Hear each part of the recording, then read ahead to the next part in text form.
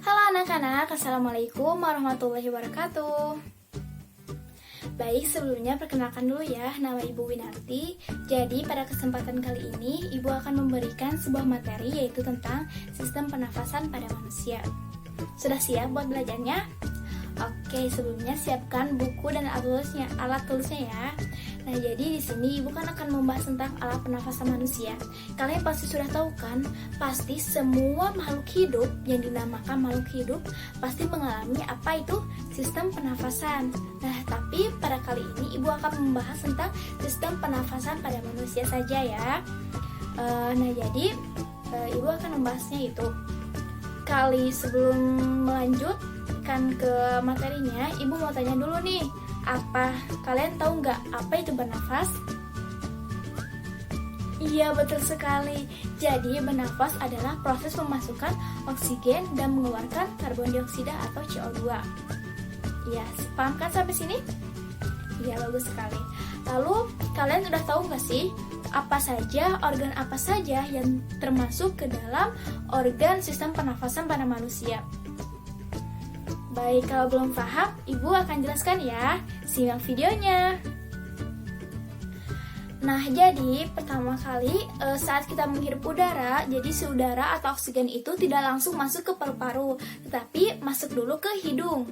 Oke, hidung ya. Jadi hidung adalah alat pernafasan. Sebenarnya sih bisa juga hidung atau mulut, tetapi kalau di hidung ada di rongga hidung ini terdapat bulu-bulu halus dan bulu-bulu tebal untuk menyaring kotoran. Nah, makanya saat kita menghirup udara, ketika ada debu yang masuk, maka akan tersendat di hidung kita, di rongga hidung kita, karena ada yang namanya bulu-bulu halus itu. Makanya kita tidak boleh mencabut bulu hidung ya, dan harus rajin membersihkan bulu hidung kita, membersihkan hidung kita.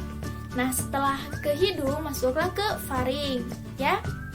Jadi memasukkan setelah dari hidung, lalu disalurkanlah ke faring. Nah, faring ini yaitu persimpangan antara rongga hidung dan rongga mulut. Kalau rongga hidung untuk bernafas, sedangkan rongga mulut untuk mengunyah makanan, sistem pencernaan. Nah, setelah masuk ke faring, masuklah ke laring. Nah, di laring ini terdapat dua bagian, yaitu epiglotis dan pita suara. Oke? Epiglotis dan pita suara. Kita lihat ya gambarnya.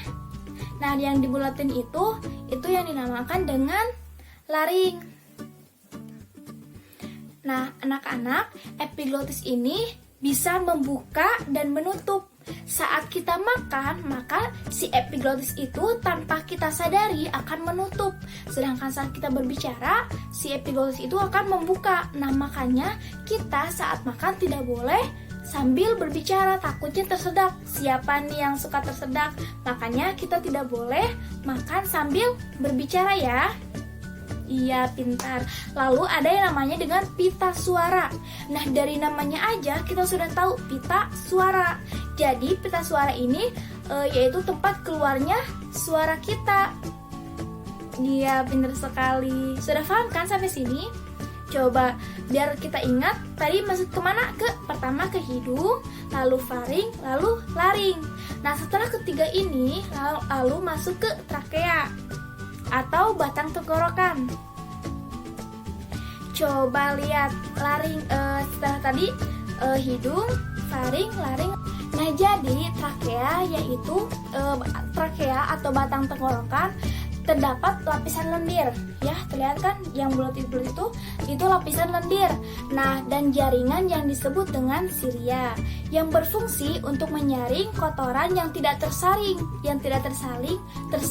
oleh laring sebelum masuk ke paru-paru dan mengeluarkannya keluar menuju mulut. Nah, makanya saat laring tidak menangkap kotoran itu, maka dibersihkan lagi oleh trakea. Makanya kita bersyukur ya, banyak sekali sistem organ pernafasan kita yang masih berfungsi sampai sekarang. Nah, setelah masuk ke trakea, masuklah ke bronkus.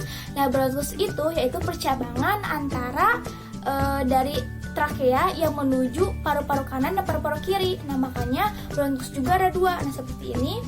ada buat yang paru-paru kanan dan ada juga buat paru-paru kiri. Nah, setelah itu si bronkus juga bercabang lagi menjadi cabang-cabang yang kecil. Coba terlihat kan gambarnya? Iya, yang dibulatin itu yang dinamakan dengan bronkiolus. Bronkiolus yaitu percabangan dari bronkus. Oke, sudah mulai pusing? Pusing? Oke, lanjut lagi ya. Nanti kita akan menyanyikan lagu biar kalian paham. Oke? Setelah itu masuk ke alveolus. Nah, jadi alveolus itu tempat pengeluaran dan pemasukan oksigen. Jadi tempat keluar dan masuknya oksigen. Atau kalau lebih dimengerti, tempat pertukarannya antara oksigen dan karbon dioksida. Iya, betul sekali. Nah, biar kita lebih paham, kita nyanyi yuk. Nah, Ibu punya lagu tentang sistem pernafasan untuk manusia.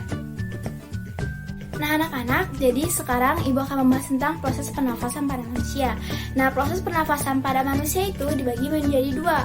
Pertama adalah inspirasi dan kedua adalah ekspirasi. Kalau inspirasi adalah pemasukan udara ke dalam paru-paru.